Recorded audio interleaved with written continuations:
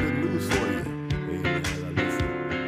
Hey, everybody, gather near. The doctor's in the house, so lend him your ear. The things he can say might even make your day. He might even help your pain go away. The doctor is in the house. The doctor is in the house. Hey, ladies and gentlemen, the doctor is in the house, and I do welcome everybody with an attitude of gratitude for our 490th episode on Dr. Ron, Unfiltered, Uncensored, a program that is aimed at giving you health care options and discussing the real effects of drugs, how pharmaceutical companies influence our medical care. This is a self-help podcast to help you make educated medical decisions for your health. And for you to know, ladies and gentlemen, that you do have options. So, ladies and gentlemen, I'm a little bit down, you might hear in my voice, because we just did this program an hour ago, and the recording was corrupted.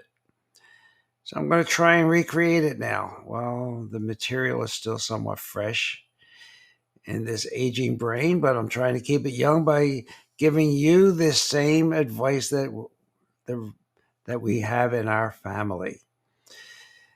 So I am grateful for everyone that tunes in, and we're going to talk today about the thyroid gland connection to mitochondria.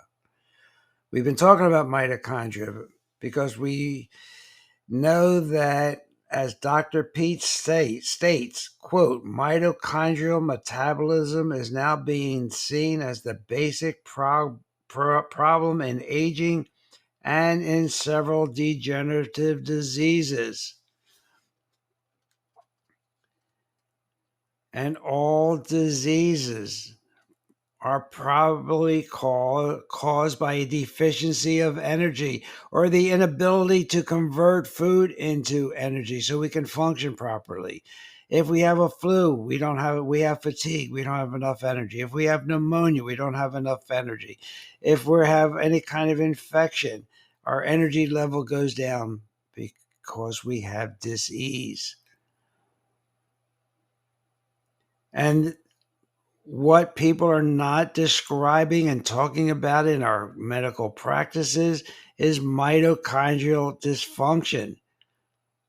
Most doctors here, I think, get confused about it. But I want you to try and understand that is my opinion and the opinion of other physicians in my field, that all illnesses in all cases have to do with mitochondrial dysfunction. And the thyroid is integral to this paradigm. And modern scientific research, as described by Mark Sloan, has discovered that basically all known diseases are characterized by widespread dysfunction in metabolism. In other words, if the energy supply to your body is inadequate, what happens? Your health suffers. And a lack of health will be accompanied by symptoms. I have a headache, whatever you complain about when you see your healthcare provider. And your healthcare provider will use those symptoms to diagnose any number of 32,000 plus officially classified diseases. But regardless of what your symptoms are, there's only one disease. And the way to recovery is to focus on that disease, that is improving metabolic function within our cells.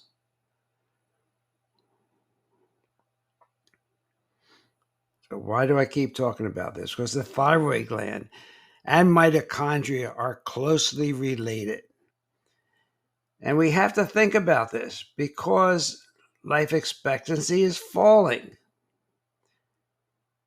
In 2016, Johns Hopkins patient safety experts calculated that more than 250,000 patients died each year from medical errors. In 2022, the National Institute of Health concluded that the annual death toll for medical errors could be as high as 440,000, and probably even more because of underreporting. So we have to change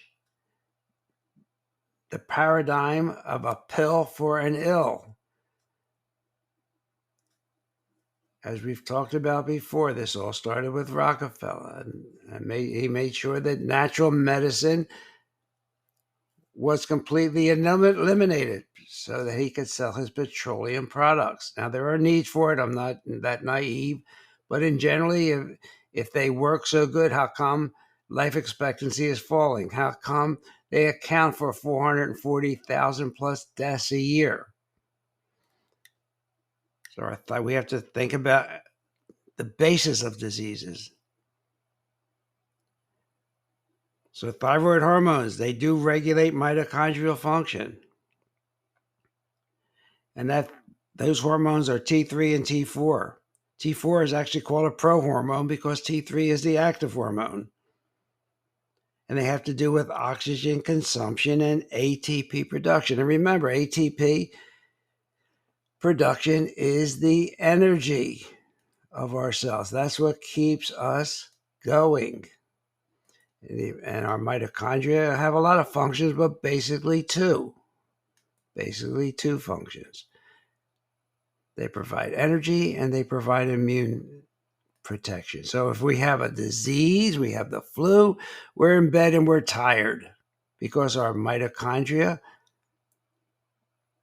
are focusing on our immune system and not our energy system. If we have any disease and we're tired, we're putting a stress on the immune function of our mitochondria.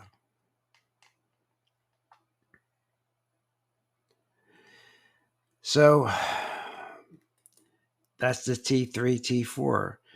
And the mitochondria themselves are involved in thyroid hormone metabolism. They help the conversion of T4 to T3, and it depends on something called deiodinase enzymes in the mitochondria cells. And they get rid of the byproducts of that reaction. They clear them out of the body. So if our mitochondria are not functioning properly, they impair thyroid hormone activity. When they are damaged or not functioning properly, they may not be able to adequately convert T4 to T3 so that you have optimal thyroid functioning. And in this cycle of life, thyroid disorders may impact mitochondrial function. Because if the thyroid is not functioning properly, the mitochondria will not function properly. And many people with mitochondrial diseases have thyroid abnormalities. Conditions that damage the mitochondria commonly cause thyroid dysfunction and vice versa. So they're very much interact with one another.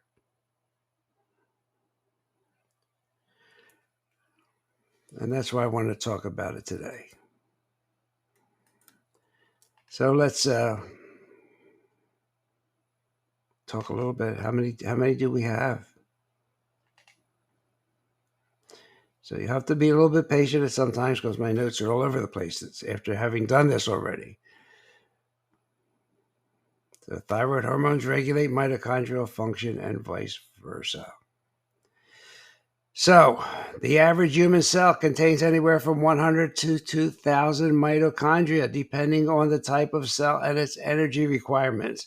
However, the total number of mitochondria in the body is immense.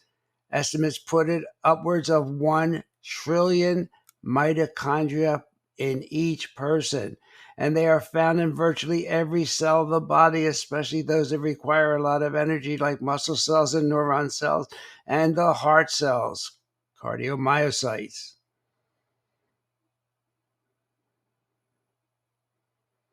These mitochondria, as I told you last week, are called powerhouses of the cell because they generate most of the cell's supply of this substance called ATP. which is used for chemical energy.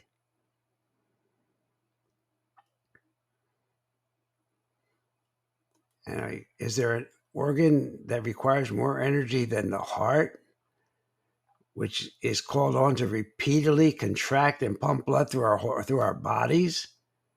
That energy comes from mitochondria, ladies and gentlemen. Heart muscle cells are called cardiomyocytes. They contain a very high number of mitochondria, anywhere from 1,000 to 10,000 per cell. Per cell. They need that to meet the high energy demand of the heart. And the mitochondria can occupy 30 to 40% of the volume of these cells. That's one cell, a cardiomyocyte, more than any other cell type. So you can see where mitochondrial dysfunction or damage can be implicated in cardiac conditions like heart failure, arrhythmias, ischemic heart disease like coronary artery disease, because the heart relies so heavily on mitochondrial function. Even small defects can have incredible oversized effects.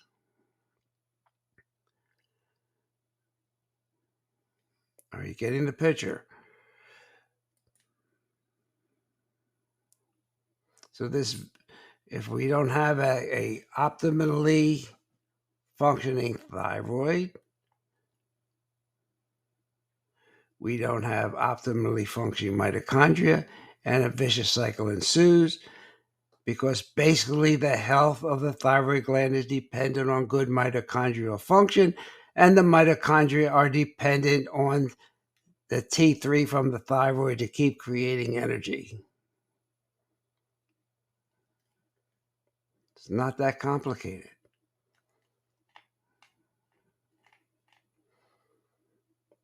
And it's been known for a long time that thyroid hormones act directly on the mitochondria, so that the mitochondria can push out this ATP, this chemical energy.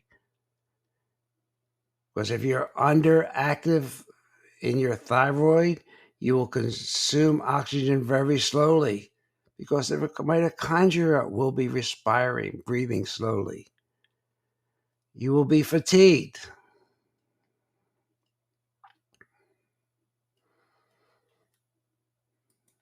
So in my opinion, the thyroid is the canary in the coal mine. We have to keep our mitochondria healthy through lifestyle changes like we talked about. But we also have to be concerned with keeping our thyroid healthy, so that our mitochondria are healthy. And our mitochondria need iodine, selenium, and zinc. They need these minerals to function properly. So let's just spend a little bit of time, because we know if you don't have enough T3, which is the active hormone, you're not going to feel good. And if you don't have enough iodine, which is one reason for insufficient thyroid hormone,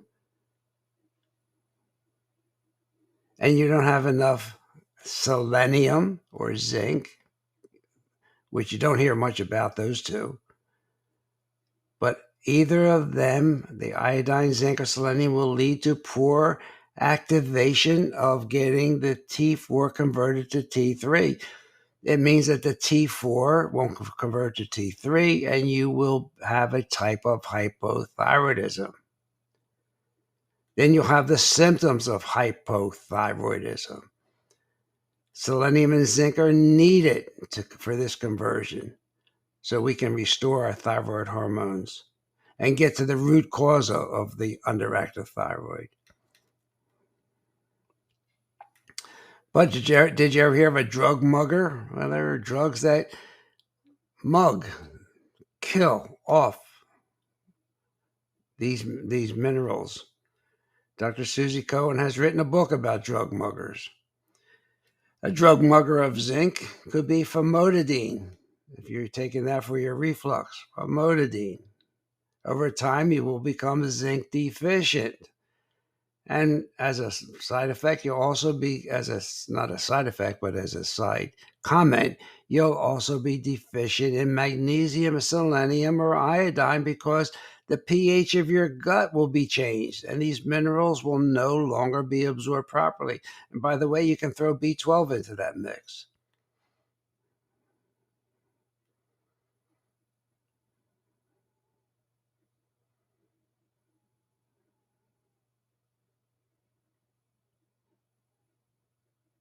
But if your thyroid tests show that you're underactive and your doctor prescribes uh, a thyroid medication, but you don't have enough zinc, that's going to be an obstacle for you to get well because it will be an obstacle for your body to convert T4 to T3.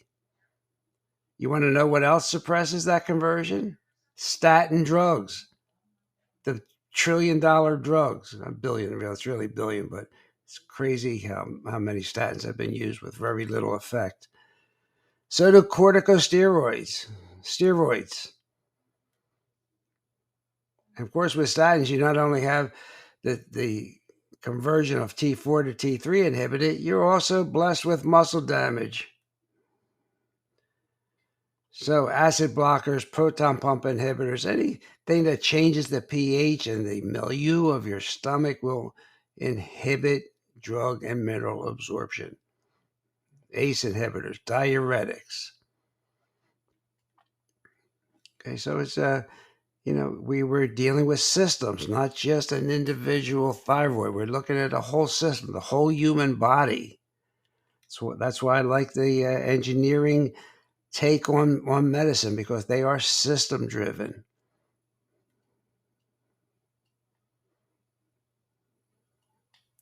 So we have to treat our thyroid properly. And as we've talked about, lifestyle factors, the ones that can influence the epigenetics of our life. And we've talked about sleep. You have to get a good 8 hours sleep. And we talked about the lymphatic system in our brain that drains out all the poisons in our brain. And our brain shrinks down 60% at night. Really important. It's important for your thyroid. It's important for your mitochondria. It's important that you eat an extremely nutrient-dense diet. Get rid of the junk food, the ultra-processed foods. Eat that rainbow. Eat those fruits and vegetables. Avoid sugar, please, and processed foods which are going to tax your mitochondria. We've talked about toxins, right? The skin being the largest organ of the body. Anything you put on there is going to be absorbed and bypass the liver and get right into your system. They make your mitochondria work really hard. That includes excessive alcohol, sorry to say. But the chemicals in our everyday household and beauty products, like we talked about last week. We need to get our meat off the seat, and we need to exercise every day. People with daily exercise regimens have greater densities of mitochondria in their cells. That's going to translate into more energy. And if we do have a disease, it's going to leave more mitochondria to produce energy as well as fight the infection through uplifting our immune system. And intermittent fasting has been shown to increase mitochondria. And that could be just cutting our window of eating down to 12 to 16 hours a day.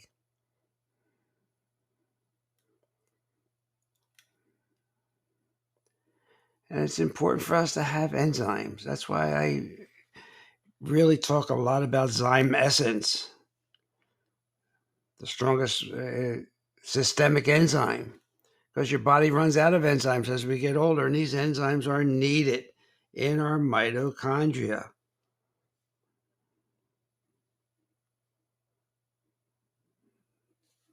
Zyme Essence, ladies and gentlemen. I don't make any money off it, but I do believe in it. I do take it because when you run out of systemic enzymes and you run out of dopamine, you die. So we need this for our mitochondrial function.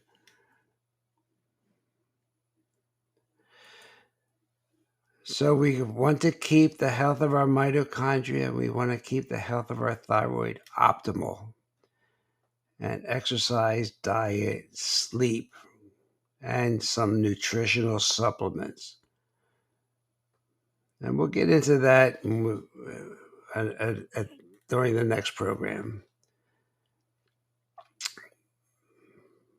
But for now, just think about the concept. The thyroid hormone is important for our health and the health of our mitochondria.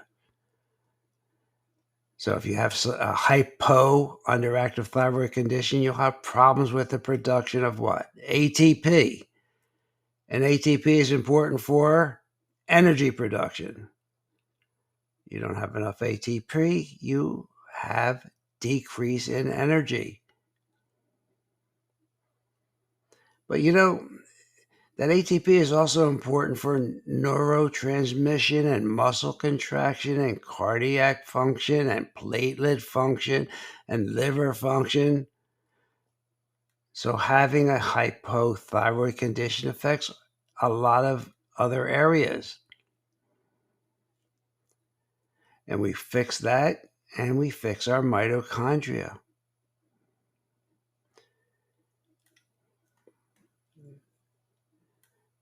So thyroid really is the canary in the coal mine.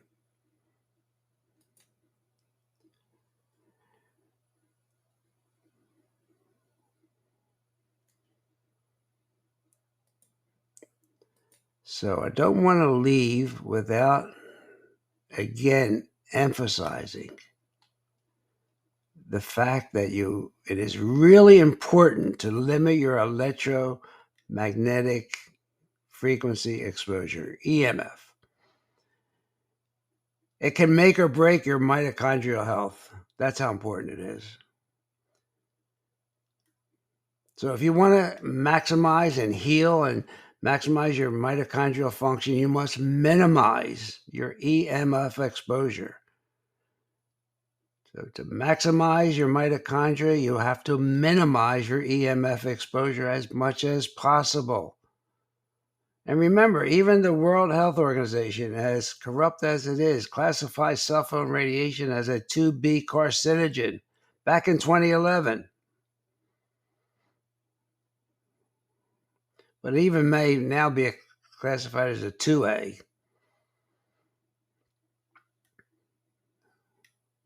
So we're talking about electric fields, magnetic fields, radio frequencies. Keep your cell phone in airplane mode. Remember, distance is your friend. So if you're not using it, keep it in airplane mode. Don't sleep with that thing near your bed. Turn off your Wi-Fi at night. Some people go as far, if they're really electric sensitive, to turn off the breakers in their bedroom because of the emission of dirty electricity. So EMF is inflammatory, and it is a mitochondrial damaging agent.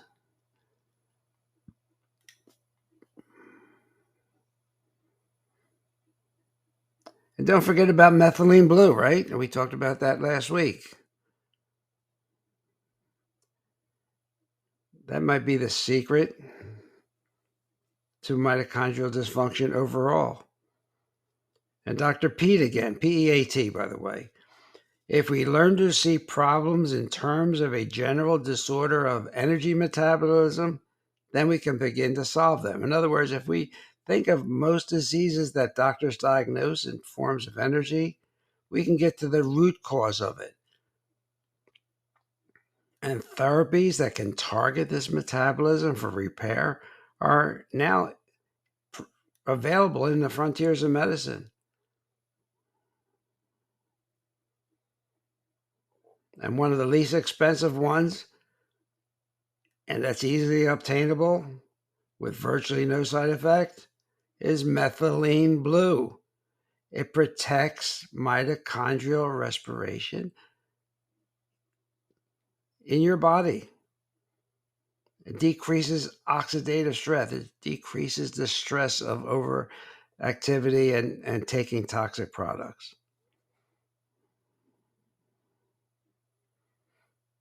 Methylene blue, ladies and gentlemen, might be the most potent metabolic therapy around.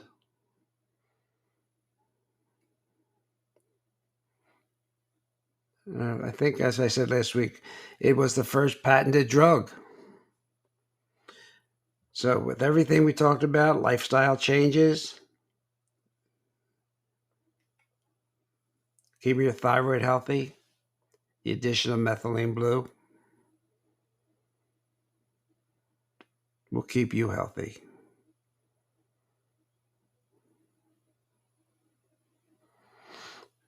And the reason I mention methylene blue is not only because of mitochondria, it's been known to increase thyroid function. And your body will benefit from that little bit of increased metabolic rate because you'll have more energy production.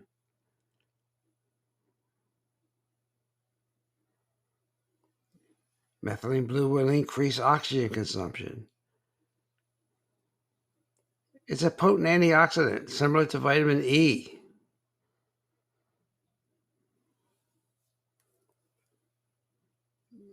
And for you men out there, methylene blue will increase testosterone. Okay, so you want to ask your healthcare provider about it, see if he knows about it. The 10 benefits of methylene blue. I don't think I went through this last week. It's an antidote for chemical poisoning and overdose. It's an anti-malarial drug. It's a virus warrior. It helps against dementia, Alzheimer's, and Parkinson's. It's a cognitive enhancer, a brain-boosting powerhouse. Helps with depression, autism, pain, healthy heart, and maybe cancer. That I don't know for sure. Okay, ladies and gentlemen, this is take number 2 on the canary in the coal mine that could keep you fatigued and tired and no energy. So what do we do on a practical level about the no energy? Well, let's start with measuring our temperature, because our body temperature is regulated by our thyroid gland. Grab a thermometer. If your temperature is closer to 97.5 Fahrenheit or 35 degrees centigrade, rather than 98.6 degrees Fahrenheit or 37 degrees centigrade, and you're having a hard time getting out of the bed in the morning, you may have hypoactive thyroid. If your body temperature is 98.6 degrees Fahrenheit and your metabolic rate is high, congratulations. Go play a round of golf. Measure your pulse, because an elevated heart rate can be an indication that you have too much stress hormones. And those stress hormones may be artificially raising your body temperature, making you appear to have a good metabolism when it is really not. So count your pulse for 60 seconds. If it's between 70 and 85 beats per minute and your body temperature is like 98.6 degrees, there's no stress involved. But if it's above 85 beats a minute, it means stress is high and your thyroid is malfunctioning. Dr. Broda Barnes, an MD, PhD, used body temperature as a technique for diagnosing hypothyroidism, wrote many books, noted all over the world. His best book was The Unsuspected Diagnosis, Hypothyroidism. Keep those 2 tests in mind. Okay? And you'll be on your way to being healthy without drugs, not healthy with drugs. So does health mean the absence of disease? Well, disease don't happen overnight. You get sick little by little by little, and all of a sudden, you can't get up. You have a neuropathy. You have whatever. So we want to keep ourselves in maximal functioning every day. So you've been listening to Dr. Ron, Unfiltered, Uncensored. I am on Apple Podcasts, Google Podcasts, iTunes, TuneIn Radio, iHeartRadio, and right here on Podbean. So if you like it, give me a like and refer your friends to podbean.com. Dr. Ron, unfiltered, uncensored. Thank you for tuning in. I'm sorry I'm a little short, but this is the second take of this podcast. So have a great day. I'll see you next week.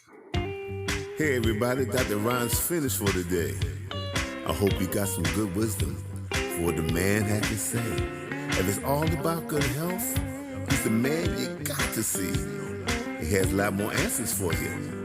So tune in next week when the doctor is in the house.